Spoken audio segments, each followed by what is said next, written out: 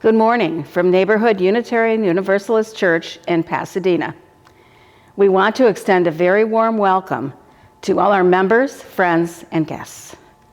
Neighborhood Church creates and grows an inclusive community of faith connected by love, spirit, and service.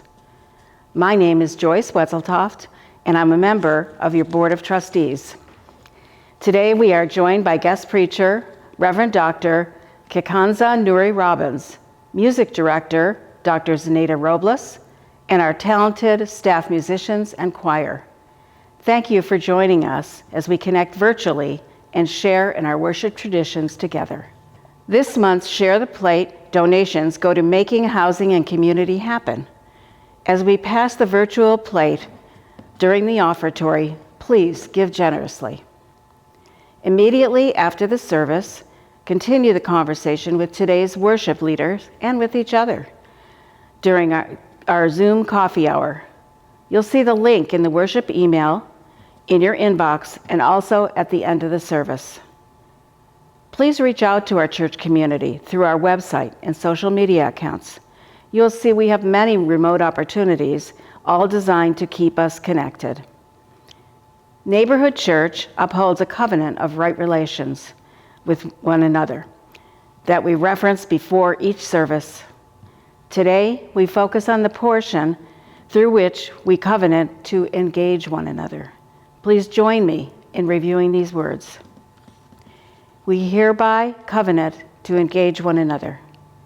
We commit to sharing our authentic selves by expressing our needs and ideas, communicating honestly, respectfully, directly, courageously, and without anonymous statements. We take responsibility for the impact of our statements and actions.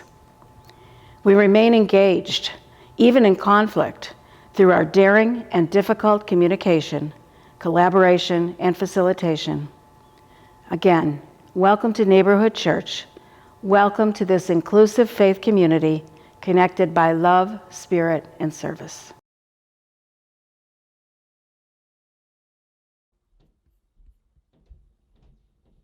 Tu la cliseo nala pasekaya, tu la cliseo nala pasekaya, hey kaya nala pasekaya, hey kaya nala pasekaya, tu la cliseo nala pasekaya, tu la cliseo nala pasekaya, hey kaya nala pasekaya, hey kaya nala pasekaya, tu la cliseo nala pasekaya, tu la cliseo nala pasekaya, hey kaya nala pasekaya, hey kaya nala pasekaya, tu la cliseo nala pasekaya, tu la cliseo nala pasekaya, hey kaya nala pasekaya,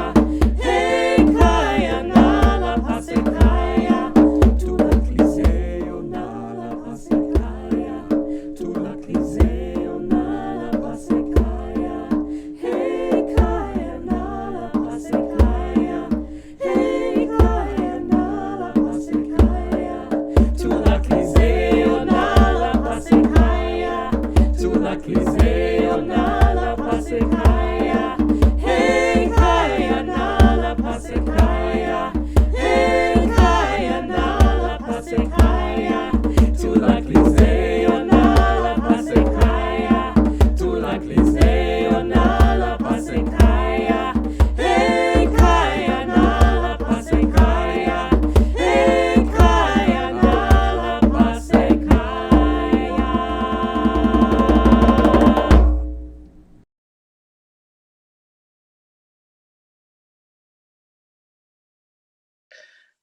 Kwanzaa by Alfonso Siverls.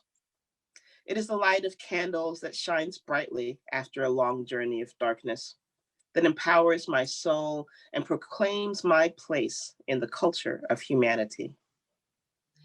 It is the sounds that vibrate across the earth with an echo, that whisper and sings my song. It is the smell of nameless souls long gone that was cast out of the family of man, whose scent dwells beneath my skin.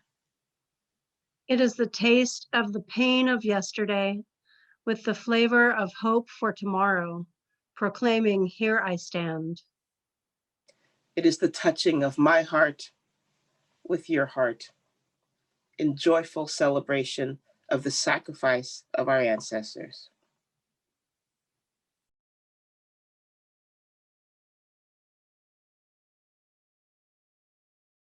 When the song of angels is stilled, when the star in the sky is gone, when the kings and princes are home, when the shepherds are back with their flock, the true work of the seasons begin. To find the lost, to heal the broken, to feed the hungry, to release the prisoner, to rebuild the nations, to bring peace among all, to make music in the heart, to find the heart of our souls, to do the work of justice.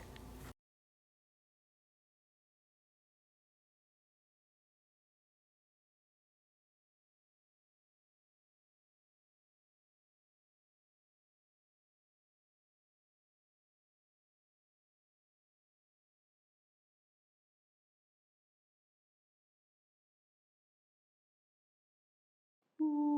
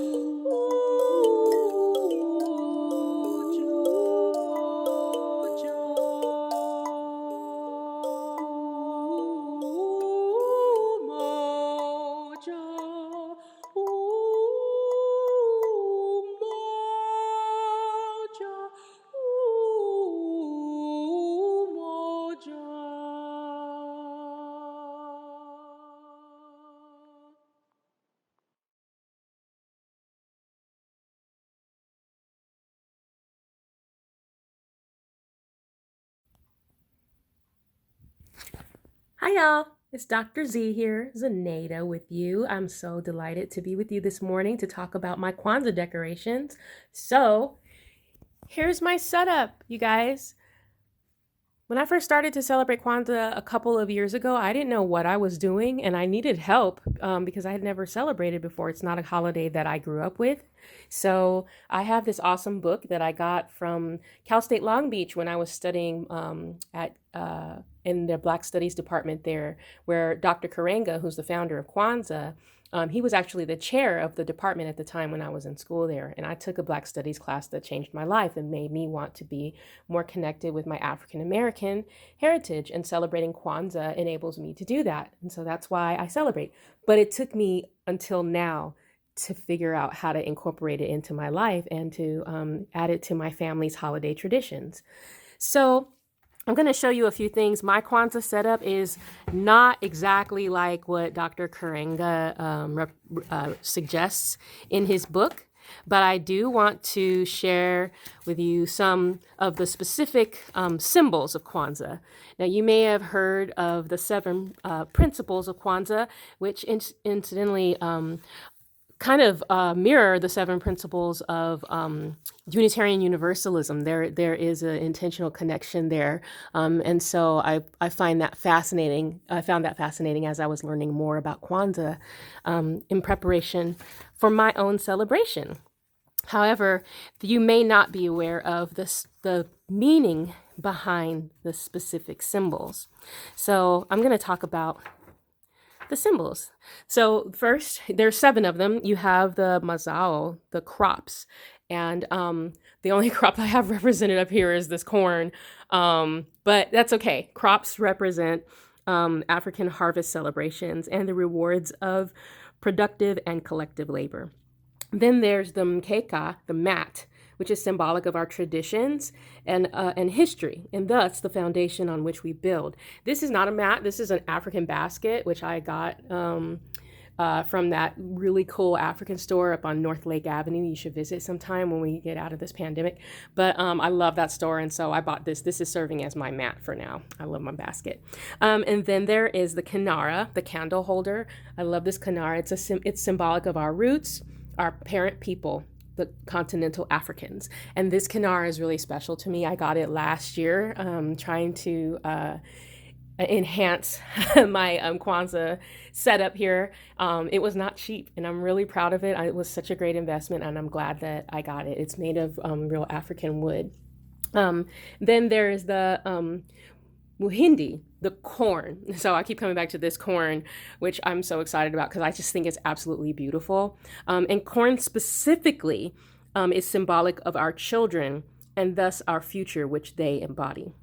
Then there's the 7 candles, or the Mishumaa Saba.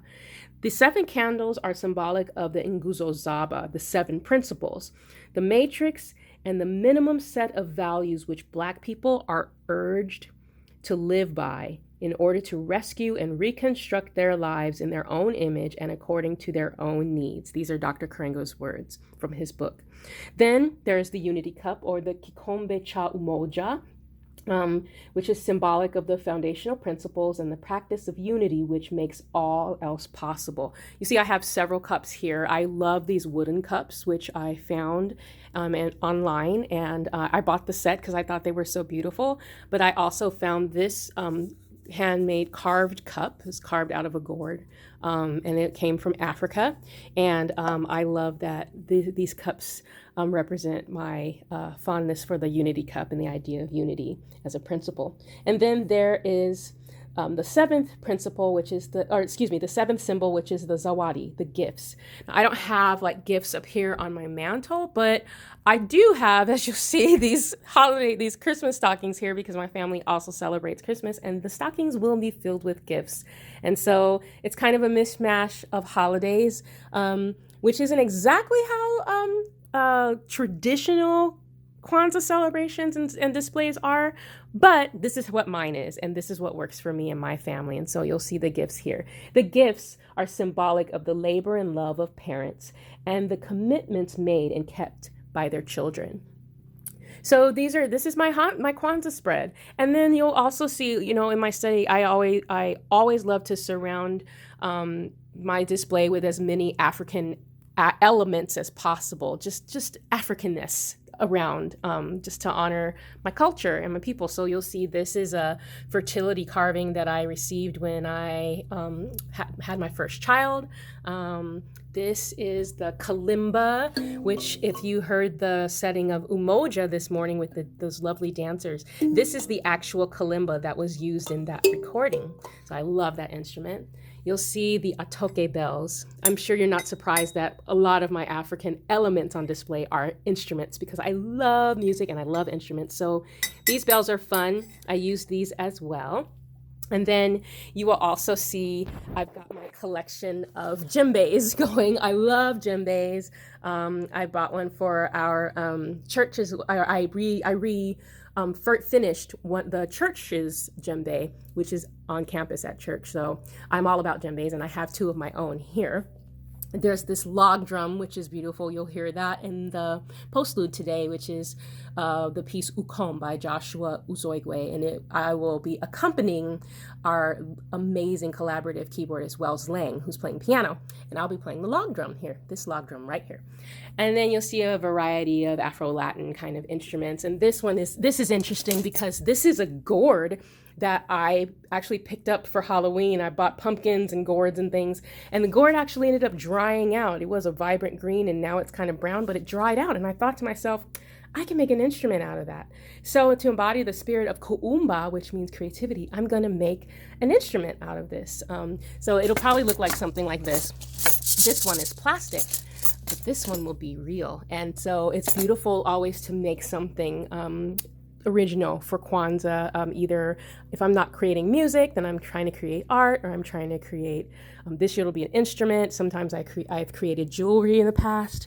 One year, I even made these fun little masks out of toilet paper rolls with my kids, and I taped them to the wall. So there's lots of activities you can do with young people too, to just get them involved in the process. So I think that's it. I hope you enjoyed my Kwanzaa setup, and I hope that it inspires you to incorporate aspects of Kwanzaa into your own home if this holiday speaks to you and if it's a holiday with which you personally can identify.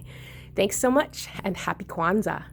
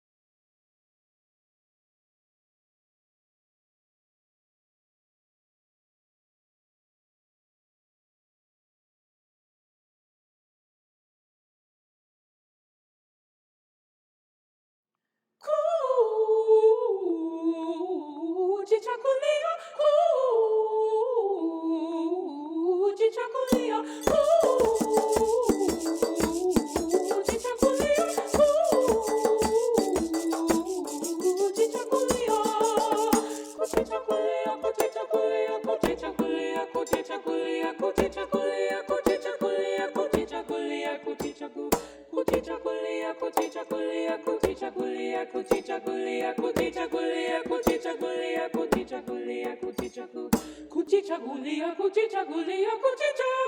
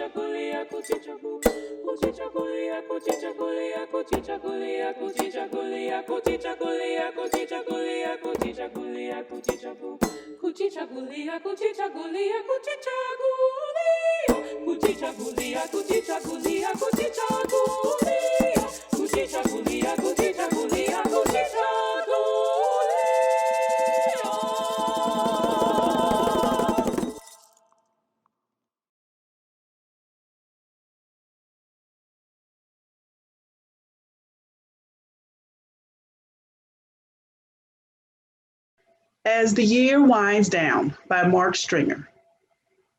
As the year winds to its close and we are submerged once again in the seasonal darkness we have come to know so well, we have reason to think back upon the year that was, if only because it will soon be gone. We think back to the friends we have made, the sorrow we have endured, the love we have found, the loneliness we have survived. We think back to the blessings of being forgiven and the gift we offered to ourselves when we forgave. We think back to those who listened to us in our times of need and the times we could have listened more.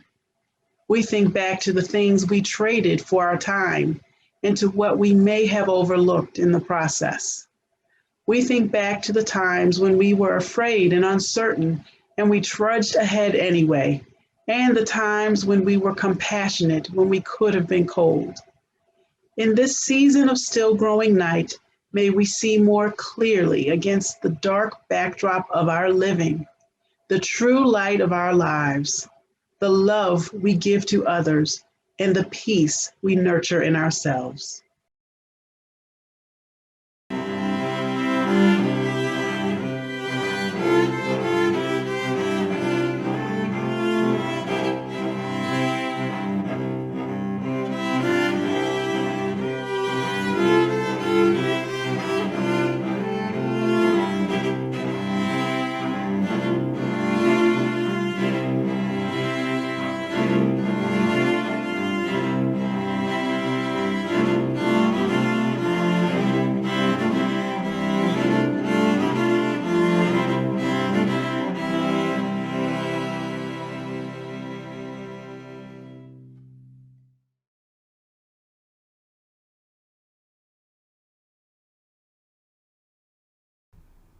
Good morning. My name is Kwanzaa Nuri Robbins. I am the Reverend Kwanzaa Nuri Robbins, and I am happy to be back with you on this Sunday morning. December is a month that's filled with holidays. In the United States, the main one, of course, is Christmas. And then there are many others, some of which have been around a lot longer, that seem to be in competition to get just a little bit of the December energy. It works well in our UU tradition because we are trans-traditional. We come from many faith traditions, spiritual paths, and belief systems. This is a season for lighting the menorah and reciting Baruch Atah Adonai. This is the season for stringing Christmas lights and singing Gloria in Excelsis Deo.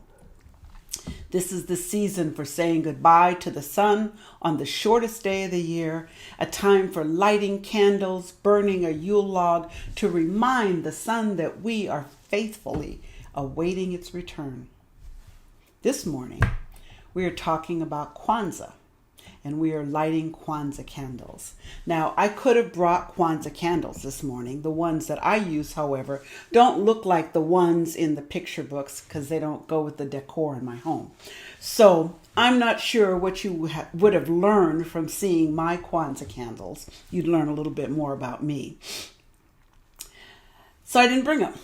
I could teach you all the Swahili words associated with Kwanzaa, but I'm not sure how useful that would be. I could tell you why the holiday Kwanzaa is spelled with 7 letters, while the Swahili word Kwanzaa, which means first, as in first fruits, only has 6. Well, I'll tell you that one.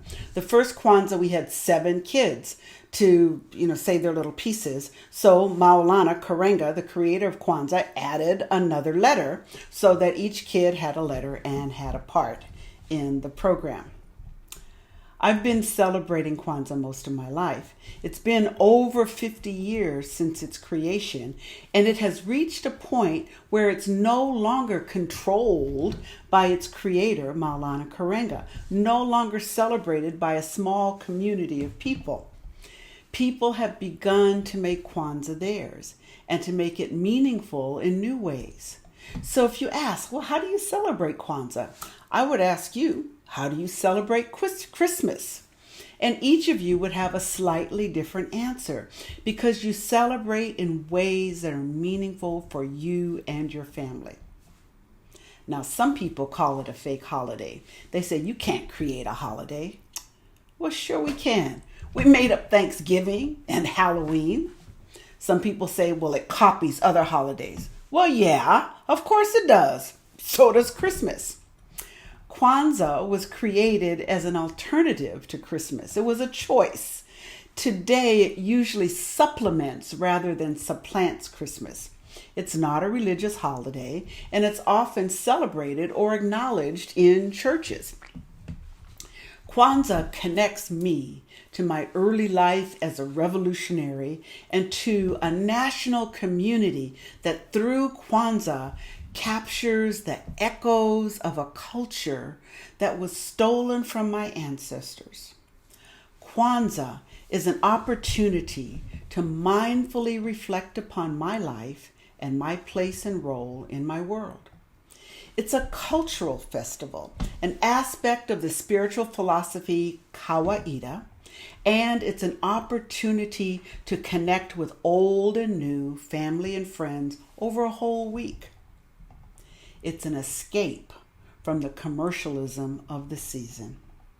And it is a uniquely American holiday, a piece of history and American culture that we are creating with each Kwanzaa greeting. Now, in the bulletin, the 7 principles of Kwanzaa are listed. And I find it interesting that it's so easy to align the principles with Kwanzaa with the principles of Unitary Universalism. I find it heartening to learn that Dr. Saneda is creating Kwanzaa music, one piece for each of the 7 principles. And I am reminded once again of what is most important to me.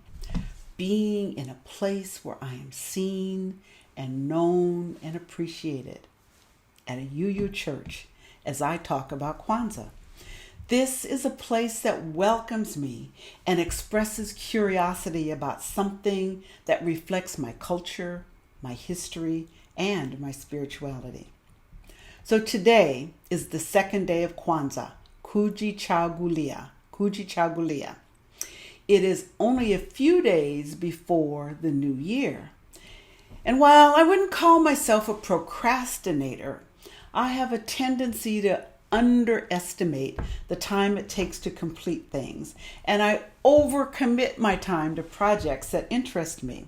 And I have a high tolerance for ambiguity and loose ends. As an artist, I take great pleasure in figuring out how to translate my many ideas into some medium. So after I design something, I work obsessively to gather the materials to see how my sketch, which was usually drawn on the agenda of some meeting, to see how my sketch will look in 3 dimensions. So I don't need to see the completed project. I just need to see if the idea is going to work. And it usually does, with some adjustments to the original design, which I often don't have the time or the energy to do because I'm on to something else. So my house is filled with good intentions, an abundance of unfinished work, piles of half-read magazines, bags of unopened mail, folders of notes for books and articles, and baskets of partially made garments. Fortunately, I get enough done to maintain and support my image of a well-dressed, moderately accomplished, reasonably dependable, and responsible professional woman. And I have neither children nor spouse to point out my contradictions. This life pattern works for me most of the year. However, my loose ends begin to fray around the 15th of November because as much as I understand and appreciate the gray areas of life, which for me is most of it, I have a strong sense of order. I love to organize things and I hate clutter. I also enjoy fresh starts and new beginnings. So just as my comfort with ambiguity results in a lot of unfinished stuff, my desire for order generates a plethora of boxes and folders and containers for storing all my stuff. So I use the end of the year to clear my desk and clean my house and put things away. I open the mail and file it. I post the receipts. I organize the records I'll need for taxes. I prepare a new set of folders. I get stuff ready to take for recycling. Additionally, I take the time to reflect on my year. After removing the physical clutter from my environment, I spend the last week of the year, Kwanzaa, assessing my emotional and spiritual clutter. It may not be as easy as putting my papers in boxes or donating fabric to the church ladies who make quilts, but it's far more rewarding. Kwanzaa starts on December 26th and ends on New Year's Day. Although Kwanzaa was created to be celebrated in community, I always take time each day to light the candle, reflect on the principle for that day, and write about it in my journal or talk about it with whoever is celebrating with me. I also assess the year.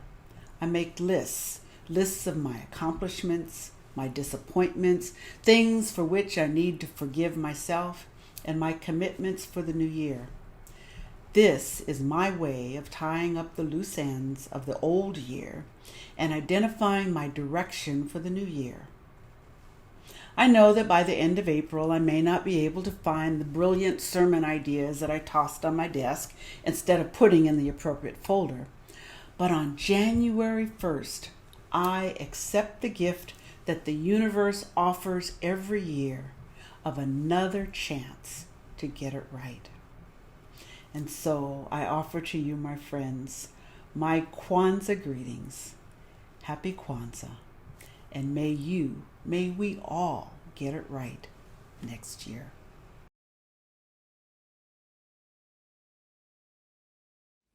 We are going, heaven knows where we are going, but we know within, and we will get there. Heaven knows how we will get there, but we know we will. It will be hard, we know, and the road will be muddy and rough, but we'll get there. Heaven knows how we will get there, but we know we will. Oh yeah, yeah, oh yeah, yeah, oh yeah, yeah, oh yeah, yeah. We are going, heaven knows where we are going, but we know we will, and we will get there. Heaven knows how we will get there, but we know we will. Oh yeah, yeah, oh yeah, yeah, oh yeah, yeah, oh yeah, yeah, oh yeah, yeah, oh yeah, yeah, oh yeah, yeah, oh yeah, yeah, oh yeah, yeah.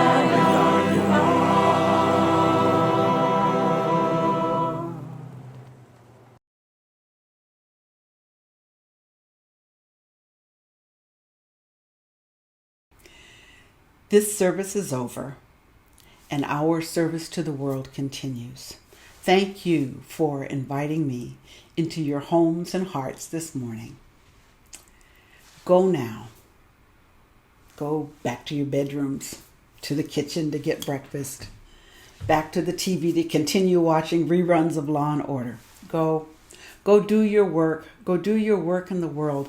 Find ways to continue to serve your spirit and your spiritual needs, and to serve our world and all that it needs for the work of belonging and justice.